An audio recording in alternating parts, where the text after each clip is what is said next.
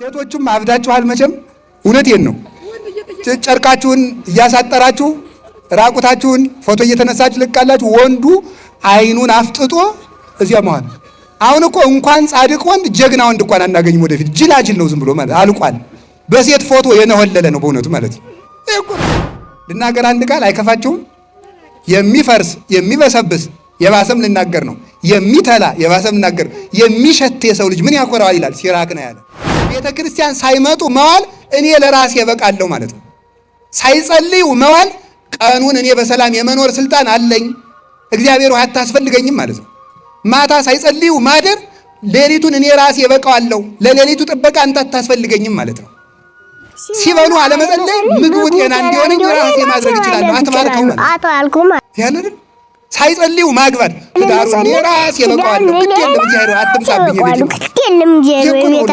እግዚአብሔር ጥግ ያደረሰው ሰው ግን ያልፋል። አሁን ስንጸልይ ሁሉ ጸሎቱ በሙሉ የሚያልቀው በጭንቀት ነው፣ በጭንቀት። ለዚህ ነው የሰኞ ውዳሴ ማርያም ደርሰን ዮሐንስ ወንጌል ደርሰን የምናገኘው። ለምን? ጸሎቱ ውስጥ በጣም ብዙ ጉዳይ አለ። የዛሬ ሳምንት ምንድን ነው መሆን? ለገሌ የምከፍለው ብር ምንድን ነው? ወደፊት የምኖር ከየት ነው? ከማን ጋር ልኖር ይችላለሁ? እገሌ በቀደም ተከናንሞኝ ምን ሆኖ ነው? ጸሎት ላይ ነው ሁሉ ሪፖርት የሚቀርበው ማለት ነው። ለምንድን ነው ስትሉ እግዚአብሔር ያስብልኛል ስለማን እና ሚስት መኖር ያቃታቸው እኔ እሷም የራሷን ክብር ስናገር ይሄ ነገሌ ዘር የነደጃዝማች ገሌ ዘር አያቴ ቄስ ነበሩ። አያትሽ ነው ቄስ እንጂ አንቺ ቄስ አይደለሽም። እኛ ጎንደሮች ፈትፍተን የምናበለ የድሮዎቹ ይፈተፍቱ ነበር። አንተ የሰው አንገት ልትፈተፍት ነው። አናውቃችሁም? በየመንደሩ ሞባይል አንገት እያላችሁ እየቀማችሁ ሁላችሁን አለኝ አትበሉ። ከሰው ጋር ለመኖር ብላችሁ ዲቁና ሳይኖር አለኝ አትበል። ውሸት ነው። ሴቱም ድንግልና ሳይኖራችሁ ነኝ ብላችሁ በተክሊል አታውቁ። ውሸታም ሁሉ ገና መጸለይ ከመጀመራችን ሳምንት ሳይሆነን እገሌ እኮ አይጸልይም። ገና መጾም ከጀመራችን 3 ቀን ሳይሆነን እገሌ እኮ አይጾምም። አየሁ ይሄን አውደልድል ስንት ቤተክርስቲያን እየጠፋ ይላል። ተመልከቱ። እንደ አውራ ዶሮ ዝም ብሎ መኩራት። አውራ ዶሮ የሌለውን ክብር ዝም ብሎ ጀምነን የሚኮራ ሰው ዶሮ ነው። እግዚአብሔራዊ አይደለም፣ ሰው አይደለም ራሱ በእውነቱ።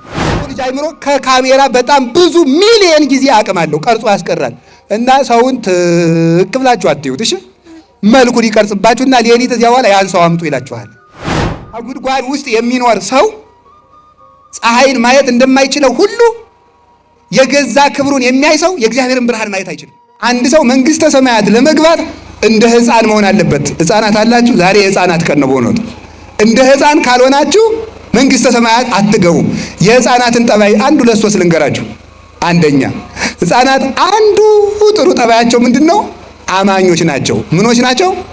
አማኞች ናቸው። ሁሉን እንደሚያምኑት ማለት ነው። ይሄንን ወስጄ ይሄ ስሙ እንግዲህ ተቀርጾ መስቀል ነው፣ ግን እንጨት ነው። ይሄ ወርቅ ይባላል ብለው እሺ። ማን ነው እንደዚያ የሚለው? ሕፃን ማለት ነው። ይሄ ሰው ነው ስሙ ብለው እሺ ነው የሚለው ማለት ነው። ሕፃን አማኝ ነው። ሃይማኖት ይኖራችሁ ማለት ነው። እንደ ሕፃናት ያለ ሃይማኖት የለው ሰው የለም። እነገሌ ቤት ጅብ ታስሯል ቢባል እሺ፣ ማን አመጣው አይል፣ እነማን አመጡት አይል፣ ምን ይበላል አይል፣ ሰዎቹ እንዴት ቤታቸው ሲያስቀምጡት አይበላቸውም አይል፣ ዝም ብሎ ማመን ማለት ነው። ሕፃን አማኝ ነው። ስለዚህ እመኑ፣ ሃይማኖት ይኑራችሁ። አሁን ለዚህ ነው ኦርቶዶክስ ተዋሕዶ ቤተክርስቲያንን የሚነቅፉ ከኛ ቤተክርስቲያን ውጭ የሆኑ አንዳንድ ሰዎች ምን ይላሉ? ኦርቶዶክስ ተዋሕዶ ቤተክርስቲያን ሕፃናትን ለምን ታጠምቃቸዋለች? መጀመሪያ እምነት መቅደም አለበት ይላል። ለመሆኑ የሕፃንን ያህል የሚያምን ሰው አለ? በፍጹም የለም። ሕፃን ምንም ጥርጥር የሌለበት አማኝ ሕፃን ነው። ጥርጥር የሌለበት ሃይማኖት ከሌላችሁ መንግስተ ሰማያት አትገቡም ማለት ነው። ከቃሉ ጋር ናችሁ? ከቃሉ ጋር ናችሁ? ሕፃን አይፈራም፣ ያምናል። በፍጹም ነው የሚያምነው። ሁለተኛ ደግሞ ሕፃን ምን በላ ምን ጠጣ የሚቀጥለው ዓመት ምን ይሆናል ብሎ አይጨነቅም። ዘንድሮ ድርቅ ይሆናል፣ ፖለቲከኛ በዛ፣ ሰው ተፋጀ ብሎ ይጨነቃል? አይጨነቅም፣ ፈጽሞ አይጨነቅም። ለዚህ ዓለም አትጨነቁ፣ ለሰማይ መንግስታችሁ ተጨነቁለት። የሰማይ መንግስት ስትፈልጉ የምድር መንግስት ይሰጣችኋል። የሰማይ ሰላም ስትፈልጉ የምድር ሰላም ይሰጣችኋል። የሰማይ ሀብት ስትፈልጉ የምድር ሀብት ይሰጣችኋል። ስለዚህ ለዚህ ዓለም አትጨነቁለት ለማለት አንዱ የሕፃን ጠባዩ ይሄ ነው። ሕፃናት አይጨነቁም። ሶስተኛ ደግሞ ሕፃናት ለክብራቸው አይጨነቁም። አይገርማችሁም? አንጥፉልኝ አይሉ፣ ጎዝጉዙልኝ አይሉ፣ ተለቅ ያለውን ወንበር ለኔ ስጡኝ አይሉ። ዝም ብለው ደው ጉቸት ያለ ማለት ተጭቃው ላይ ሁሉ ማለት ነው። ለክብራቸው አይጨነቁም። ትሑት ናቸው ማለት ቁጭ ብሎ ጭቃው ላይ ማለት ሰው በወርቅ ተቀምጦ እነሱ ሄደው ጭቃው ላይ ቁጭ ይላሉ። ለክብርህ አትጨነቅ ነው። ለክብሩ የሚጨነቅ ሰው በእግዚአብሔር መክበር አይችልም። ለክብሩ የሚጨነቅ ነው ራሱን ብቻ መስማት የሚችል ሰው፣ ራሱ የራሱ ክብር ብቻ የሚታየው በራሱ ክብር ተለጉሞ የሚኖር ሰው እግዚአብሔርን ብርሃን አያይም። ከጉድጓድ ውስጥ የሚኖር ሰው ፀሐይን ማየት እንደማይችለው ሁሉ የገዛ ክብሩን የሚያይ ሰው የእግዚአብሔርን ብርሃን ማየት አይችልም። ሁልጊዜ እንቁራሪት አሉ የምትጮህ ባሕሩን የማስተዳድረው እኔ እየመሰላት ነው አሉ። በጣም እኮ የሚገርማችሁ ማለት ማታ ማታ ወንዙ ስጮህ አትሰማትም? እንቁራሪት የምታቅራራ የባሕሩ ጌታ እኔ ነኝ ብላ ነው በእውነቱ። ግን የሚያኖራት ማን ነው? ባሕሩ ነው የሚያኖራት። ባሕሩ ያኖራታል እንጂ እሷ ባሕሩን አታኖረውም። ሰው ከሌለ ዘንድ እኛ ነው ሰው የሰው በላይ ይሆን ይመስልናል በእውነቱ ማለት ነው።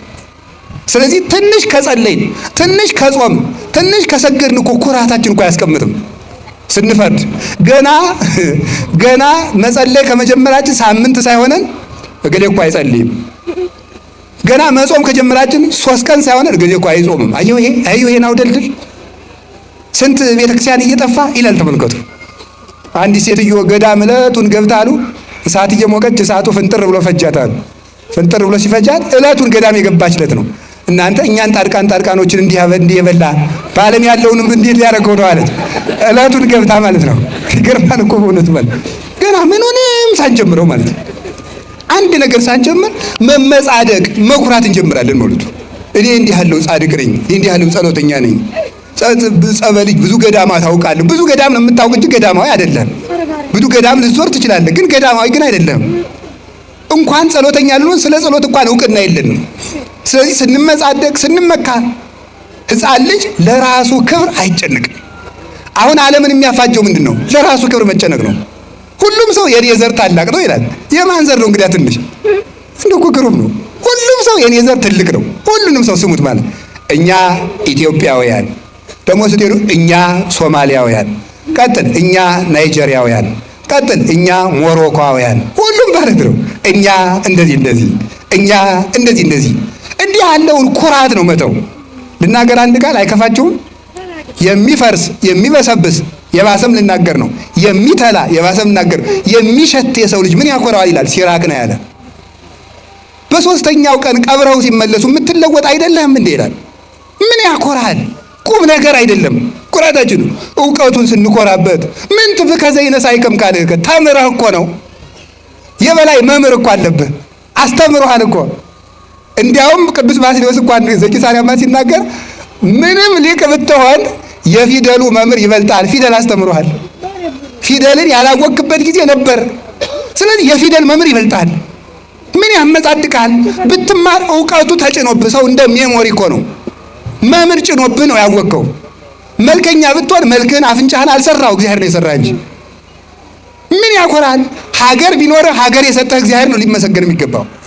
ኃይል ቢኖርህ ኃይል የሰጠህ እግዚአብሔር ነው የሚመሰገነው። ብትሰጥ እግዚአብሔር የሰጠህን ነው። ብትናገር እግዚአብሔር ያናገረህን ነው። ምን ቁም ነገር አለው የሰው ልጅ?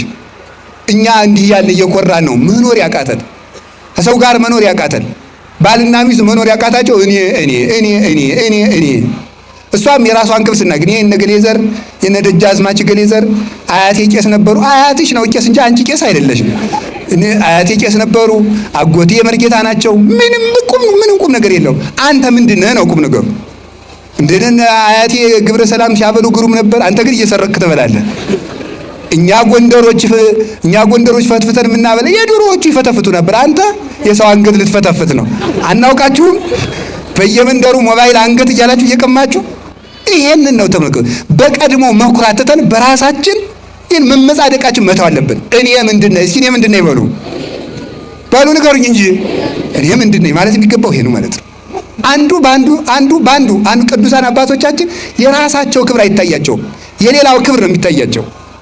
እንደ ትዕቢት ያለ በሽታ የለም በእውነቱ ማለት ነው። እንደ ትዕቢት ያለ በሽታ፣ ራስን ከፍ እንደማድረግ ያለ በሽታ ፈጽሞ የለም። ብእሲ ዘየአቢ ርእሶ ይመስል ከመብሲ ዘይጽያን ዲበ ሳሬት ወፍጡነ ይወድቅ። በራሱ የሚመካ ሰው በሸረሪት ድር ላይ ተጭኖ ምን የሚል ሰው ይመስላል? በሸረሪት ድር ላይ ተጭኖ እራመዳለሁ የሚል ይመስላል። ተበጥሶ ፈጥኖ እንደሚጥለው በራሱ የሚመካ ሰው ፈጥኖ ይወድቃል። በስልጣኑ ቢመካ፣ በሁሉ ቢመካ። ጎንደር ላይ አፄ ቴዎድሮስ ሰውን ሁሉ ተሰብስበው እግዚአብሔር ምን ያደርጋል የሚል ጥያቄ ጠየቁ አሉ። እግዚአብሔር ምን ያደርጋል ብለው ሊቃውንቱ ጠየቁ። ሁሉም ሊቃውንቱ እግዚአብሔር ማለት ምን ፈጥሯል፣ እግዚአብሔር እንዲህ ብሏል እያሉ መለሱ። አንድ ተማሪ እኔ ልመልስ አለ እና አበላሉት። አይ እንግዲህ ጠያቂ እህታችሁ ነው፣ ተጠያቂ ወንበሩ ነው የሚጠየቅ። እኔ ወንበር ልሁን፣ ሰው ቁሞ ይጠይቁ አላቸው። ሕግ አይደል? ምን ያደርጋሉ? ለቀቁ። ወንበራቸው ተቀመጠና እግዚአብሔር እንዲህ ያደርጋል አላቸው። ምን ያደርጋል? እግዚአብሔር ምን ያደርጋል? እንዲህ ያደርጋል።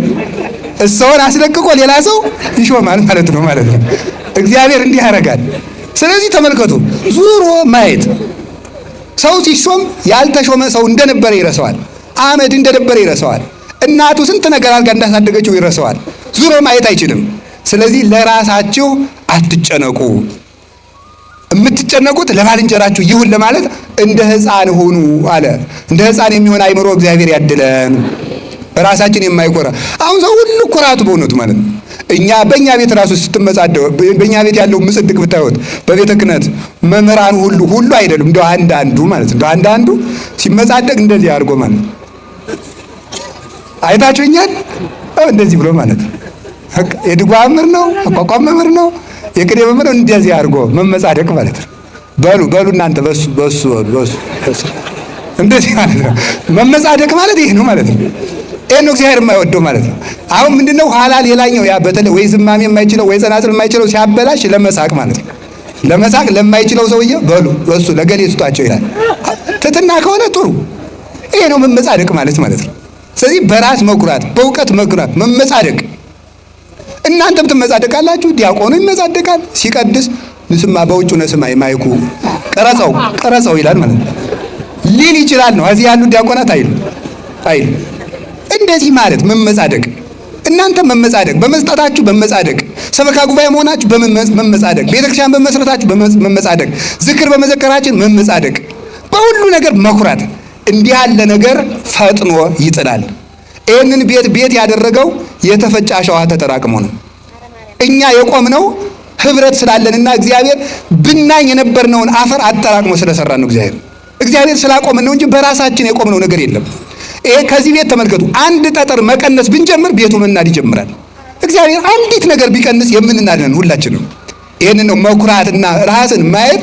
እንደ አውራ ዶሮ ዝም ብሎ መኩራት። አውራ ዶሮ የሌለውን ግብር ዝም ብሎ ጀምነን የሚኮራ ሰው ዶሮ ነው። እግዚአብሔራዊ አይደለም፣ ሰው አይደለም። ራሱ በእውነቱ ማለት ሰው አይደለም። ጉንዳን እኮ ትበልጣለች፣ አይጥ ትበልጣለች እኮ። ምን የሚያኮራን ነገር አለ? ይሄንን ነው እንደ ሕፃን ካልሆናችሁ አትገቡም ያላቸው። ከቃሉ ጋር ናችሁ። ሌላ ሕፃናት ምንድን ናቸው? እውነተኞች ናቸው። ሕፃናት አይዋሹም። እውነተኛ ሁኑ ማለት ነው። ሰው ዛሬ ውሸቱ በጣም መከራ ነው። እውነተኛ ሁኑ። አሁን ሕፃን ልጅ እናቱ በቤቱና ሰው ሲመጣ የለችም በል ብትለው ምንድን ነው የሚለው? እናት አለች የለችም በል ብላኛለች እንጂ አለች ነው የሚለው። ይህንን ነው ተመልከቱ። እውነተኛ ነው ሕፃን፣ እውነተኛ ነው። እውነተኛ ሁኑ። አትዋሹ፣ አትቀልዱ። ውሸታም ነው ሰው ማለት ነው። ሲያገባ መዋሸት፣ ምን ሲል መዋሸት፣ የሌለውን አለኝ ማለት፣ ሳይደርስ ደርሻለሁ ማለት። ውሸትን ደግሞ እንደ ቀላል ታወታላችሁ። የመርዝ ትንሽ እንደሌለው የኃጢአት ትንሽ የለውም። የኃጢአት ትንሽ የለውም። መርዝ ከሆነ ይገላል፣ ኃጢአት ከሆነም ይገላል። ስለዚህ ውሸትን ሰው ዛሬ አቅሎታል። ኃጢአት የሚመስለው ወይ መግደል ወይ ዝሙት ብቻ ነው የሚመስለው፣ ወይ መስረቅ ነው። መዋሸት ትልቅ ኃጢአት ነው። እግዚአብሔር እውነት ነው። እንዲያውም እግዚአብሔር እውነት ስለሆነ ከእግዚአብሔር ጋር ቀጥታ ትግል የሚገጥም ሰው ውሸታም ሰው ነው። እግዚአብሔር እውነት ነውና አትዋሹ፣ እውነተኛ ሁኑ። የሌላችሁን አለኝ አትበሉ፣ ያላችሁን የለኝም አትበሉ። ከቃሉ ጋር ናችሁ። እግዚአብሔር ከሁላችን ጋር ይሁን። እስመ ሐሰት ርዕሰ አመፃ። ሐሰት የክደት ሁሉ ራስ ነው፣ የኃጢአት የበላይ ነው። ይህንን ውሸት ነው ማጋለጥ ያለብን። እንወር ብለን መዋሸት ፍጹም ነውር ነው በእውነቱ ማለት ነው። ነገ ለሚታሰር አንደበት ማለት ነው። ነገ ለሚታሰር አንደበት እንወር ብለን፣ አንዳንዱ ገንዘብ ብሎ፣ አንዳንዱ ፈርቶ ይዋሻል። ነገ ግን እንታሰራለን። በመኮንነ ጽድቅ በኢየሱስ ክርስቶስ ፊት እንቆማለን። ያን ጊዜ እሱ ምስክር አያሻውም። ራሱ ኃጢአታችን አስጥቶ ይመለከተዋል። ሰጣዩ ለሁሉ ክቡት፣ የተሰወረውን ሁሉ እንደስጡ አስጥቶ ገልጦ የሚያይ እሱ ክርስቶስ ነው። በክርስቶስ ፊት በቆምን ጊዜ ዛሬ በልብስ የሰወርነውን፣ ዛሬ በቀሚስ የሰወርነውን፣ እንደ መነኩሴ ዛሬ በቆብ የሰወርነውን፣ ዛሬ በካባ የሰወርነውን፣ ዛሬ በሻሽ በቀሚስ በመስቀል የሰወርነውን፣ እናንተ ደግሞ በነጠላ የሰወራችሁትን፣ በዝክር የሸፈነውን፣ በመመጽወት የሸፈነውን ሌብነት ክርስቶስ ነገ አውጥቶ ይገልጠዋል። ያን ጊዜ ማን ይሸፍነዋል? ተራሮችን ተናዱብን እንዳንል በሱ ፊት ናቸው። የኃጢአት መጋረጃ ሁሉ ተገልጦ የሕይወታችን መዝገብ ወጥቶ ይነበባል። አስመሳይነት መልቀቅ አለበት። የሌላችሁን አለኝ አትበሉ። ከሰው ጋር ለመኖር ብላችሁ ድቁና ሳይኖር አለኝ አትበል፣ ውሸት ነው። ሴቱም ድንግልና ሳይኖራችሁ ነኝ ብላችሁ በተክሊል አታውቁ፣ ውሸታም ሁሉ። የምትዋሹትን ማለት ነው። የማትዋሹትን አላልኩ። እንዲህ ማድረጋችንን መተው አለብን። እግዚአብሔር ይቀለዳል? እግዚአብሔር ይዘበትበታል? አይዘበትበትም። ሳንታረቅ የታረቅን ምስልን ማስቀደስ ውሸት ነው ይሄ። ስለዚህ ውሸታም አትሁኑ ለማለት እንደ ሕፃን ሁኑ፣ እንደ ሕፃናት እውነተኞች ያደርገን እግዚአብሔር። ከቃሉ ጋር ናችሁ? ሌላ ደግሞ ሕፃናት ምን አይሉን ደግሞ ቂም የላቸውም። ሕፃናት ይሄ ነው ደግሞ የዋሃን ናቸው። ሕፃናት ቂም የላቸውም። ተጣልተው በድንጋይ ተፈራግዘው ነግሬሃለሁ ነገ ይመታል የገሌ ልጅ እንዳትጫወቱ እሱ ጋር በበነጋው አብረው ይገኛሉ። ቂማችሁን ተው ለማለት ነው። ሕፃን ሁኑ ያለን ቂም ተው፣ ቂም አይኖርባችሁ። ቂም በሰው ልብ ውስጥ ተቀምጦ የሰውን ሕይወት የሚበላ ትል ነው ይላል ወግሪስ የሚባል አባት። የሰውን ሕይወት የሚቦረብር ቂም ነው። ቂመኛ ሰው ሰላም የለው። ራሱን ትል የቆሰነት አካል እንደሚበላ የሰውን ሕሊና የሚበላ በውስጥ የተቀበረ አውሬ ቂም ነው። እንቅልፍ የሚያሳጣ ሰውን ባየነው ቁጥር አይምሯችን እንዲደማ የሚያደርግ ምንድነው? ቂም ነው።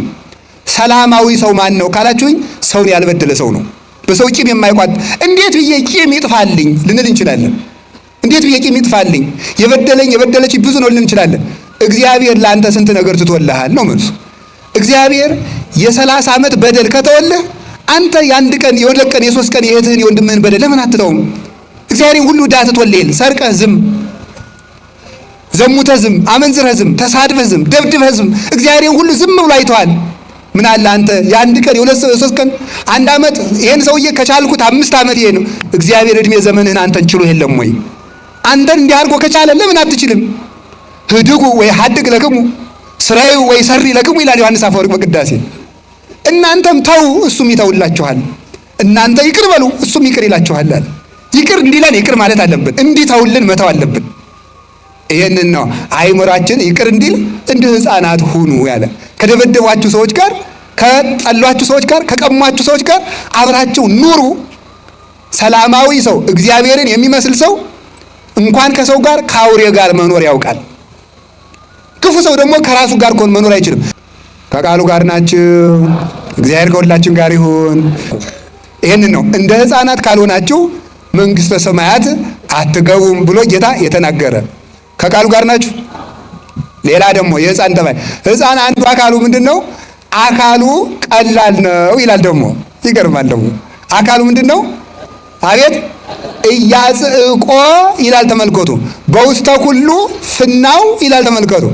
በቀጭን መንገድ ለመሄድ አካሉ አያስቸግረውም። ሕፃን ልጅ ሹሉክሉክሉክ ትላለች በጠባቧ ሁሉ ማለት ነው።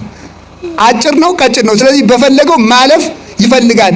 ይበጽሕ ሀበ ዘፈቀደ፣ ወደ ፈቀደው ምን ይላል አለ ይደርሳል። ለምን? አካሉ ቀላል ነው ይላል። በዚህ ዓለም ላይ ተመልከቱ። አንተም በጠባብ መንገድ ግባ፣ ራስህን አክብረህ አትየው፣ ቀላል አድርገው።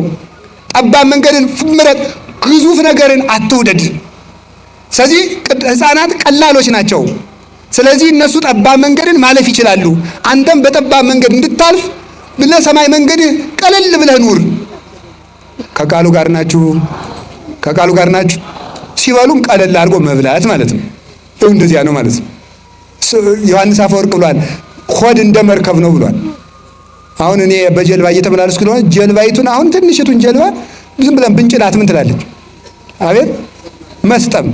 ያለ አቅሙ የሚበላ ሰውም አይምሮው ይሰጥማል። እዚህ በኋላ በጎ ማሰብ አይችልም። ዝም ብሎ መተኛት ነው። እየጸለየ መተኛት፣ እያነበበ መተኛት። አይምሮ ሁሉ ግዙፍ ስለሆነ ጭንቅላቱ ይሰጥማል። ሆድ ምንድን ነው ካላችሁኝ፣ መብል ሆድን ያሰጥማል፣ ሆድ አይምሮን ያሰጥማል፣ አይምሮ ሕይወትን ያሰጥማል። በዚህ ነው የሚሰጥመው ሰው። ሆዳም ሰው አይምሮ የለውም፣ ለሰውም አያስብም። ገበሬው ራሱ ይሌለ እንዴ በቃሪያ የሚበላ ሰውና በጫማ የሚሄድ ሰው ለጓደኛው ያዝንም። ቃሪያው ሲያቃጥለው ዝም ብሎ መገምደል ነው። ረንጀራውን ጨርሰዋለሁ የለ ምን የለ ዝም ብሎ መብላት ነው ማለት ነው። እሱ ለቃሪያው ማብረጃ የሚበላ ዝም ብሎ ማለት ነው። በጫማ የሚሄድም ባልንጀራዬን ሾህ ይወጋዋል አይልም። ስለዚህ ተመልከቱ፣ ለባልንጀራ እንዳናዝን የሚያደርግ ምንድነው? ሆዳምነት ነው። ቅዱሳን ወከማው እያጽቆሙ ለጻድቃን ይላል ፍኖት መቃን ዘዝንቱ ዓለም። ልክ እንደዚህ ሁሉ ለቅዱሳን አባቶቻችን ሁሉ ጠባቡ የዚህ ዓለም መከራ አላስጨነቃቸውም አለ። ከፈጣሪያቸው ደረሱ እንጂ አልተቸገሩም። ለምን? ምን ብለው ነው ያለፉ? ቀለል ብለው ስለኖሩ ነው። ቅዱስ ያሬድ ይጠይቃል፣ እፎ አምሰጥዎ ለመጽብብ ከመይባእዎ ለመርብ ይላል። ቅዱሳን ጠባቡን ሀገር እንዴት ብለው አለፉት ብሎ ይጠይቃል ቅዱስ ያሬድ። እንዴት ብለው አለፉት ይልና ደሪዎሙ ወታጊሶሙ ታግሰው ነው ይላል። ታግሰው ጸንተው አለፉት አለ። ጠባቡን አልፈው እንዴት ከሰፊ ሀገር ተደረሱ? እና አቡነ ተክለ ሃይማኖት እና አቡነ ገብረ መንፈስ ቅዱስ እንዴት ይሄንን ጭንቅ የሆነ ዓለም አለፉት ሲባል ታግሰው ሰውነታቸውን አቅልለው ወደ መንግስተ ሰማያት መግባት ቻሉ። ጠባቡን ዓለም አለፉት።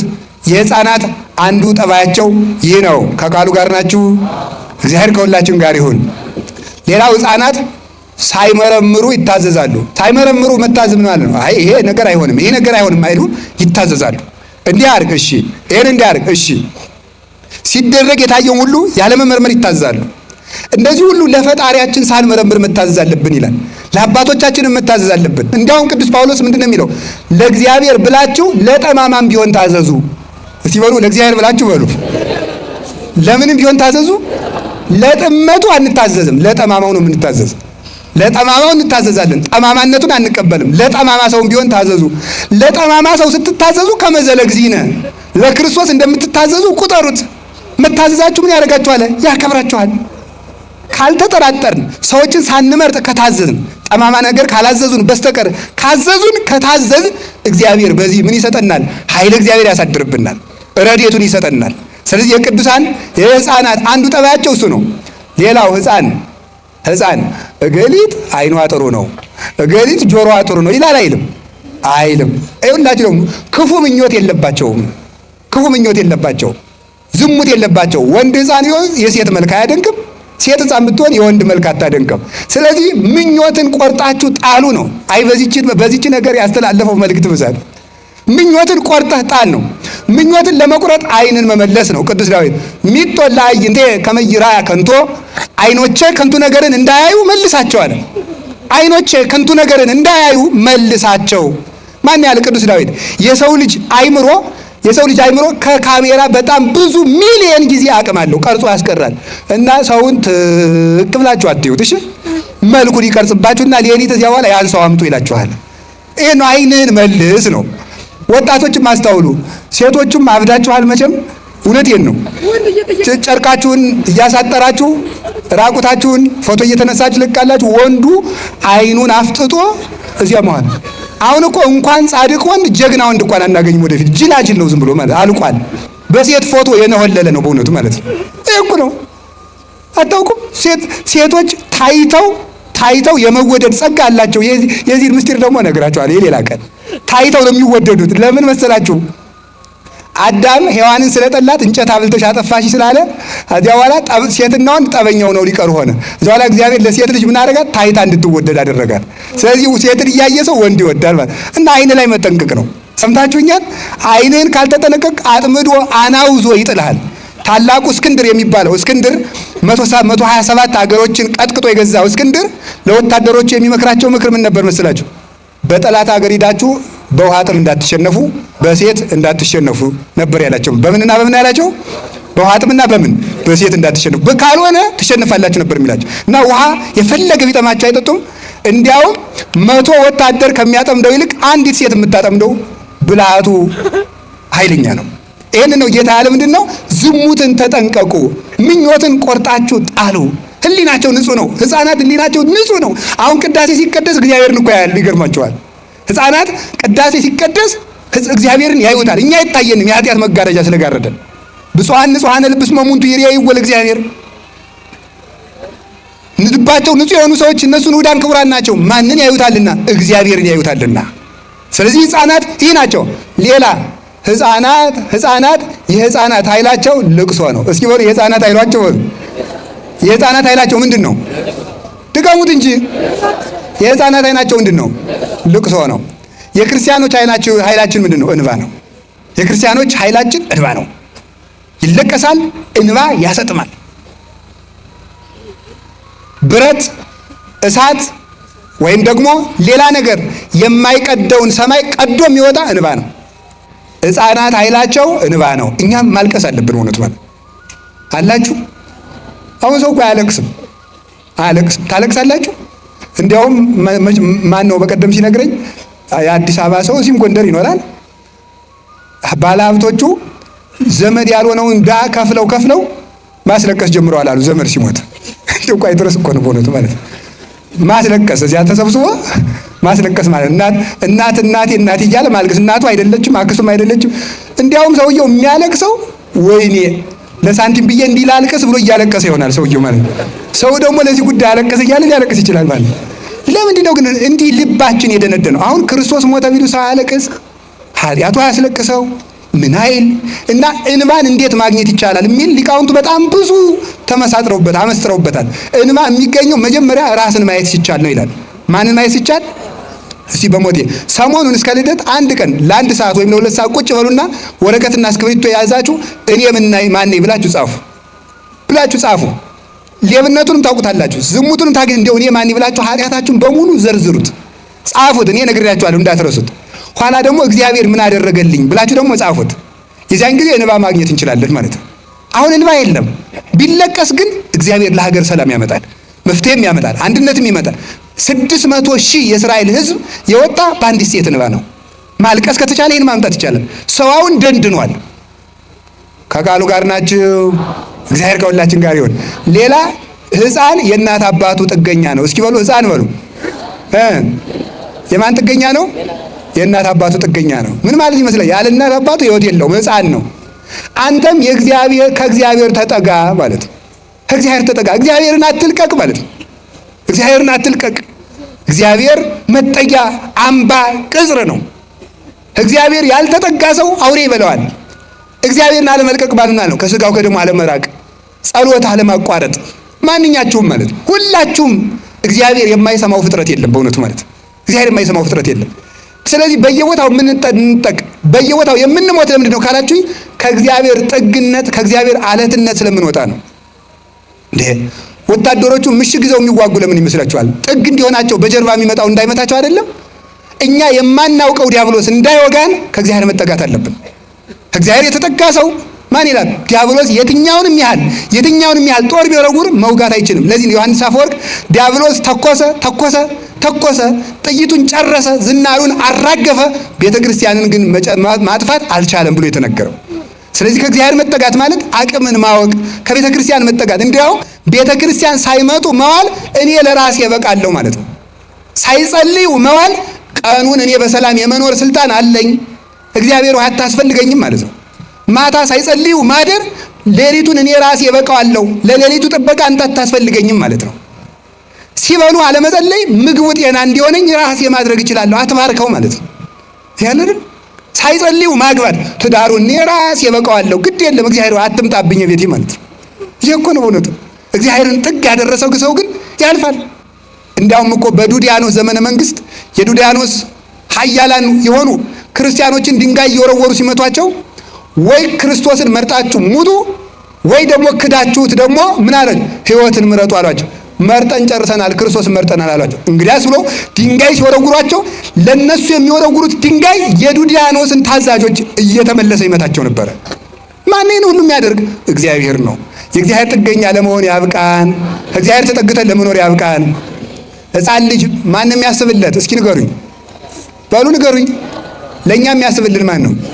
እግዚአብሔር ያስብልናል። አትጨነቁ። አሁን ስንጸልይ ሁሉ ጸሎቱ በሙሉ የሚያልቀው በጭንቀት ነው፣ በጭንቀት። ለዚህ ነው የሰኞ ውዳሴ ማርያም ደርሰን ዮሐንስ ወንጌል ደርሰን የምናገኘው። ለምን? ጸሎቱ ውስጥ በጣም ብዙ ጉዳይ አለ። የዛሬ ሳምንት ምንድን ነው መሆን? ለገሌ የምከፍለው ብር ምንድን ነው? ወደፊት የምኖር ከየት ነው? ከማን ጋር ልኖር ይችላለሁ? እገሌ በቀደም ተከናንሞኝ ደምን ሆኖ ነው? ጸሎት ላይ ነው ሁሉ ሪፖርት የሚቀርበው ማለት ነው። ለምንድን ነው ስትሉ እግዚአብሔር ያስብልኛል ስለማንል። እስኪ በሉ እግዚአብሔር ያስብልኛል በሉ። ማን ያስብልናል? እግዚአብሔር። ሕፃንን እናቱ የምታስብለት ከሆነ እግዚአብሔር እንዴት አያስብልንም? ፍጠረኝ ሳንለው የፈጠረን የማይዘነጋ አምላክ እንዴት አያስብልንም? ግድፍ ላይ ለእግዚአብሔር ህሊናከ ወውእቱ ይሴሰየከ፣ እንዲህ አድርገህ ኑር ለማለት እንደ ሕፃናት ሁኑ አለ። ወስብሐት ለእግዚአብሔር። ይቆየን።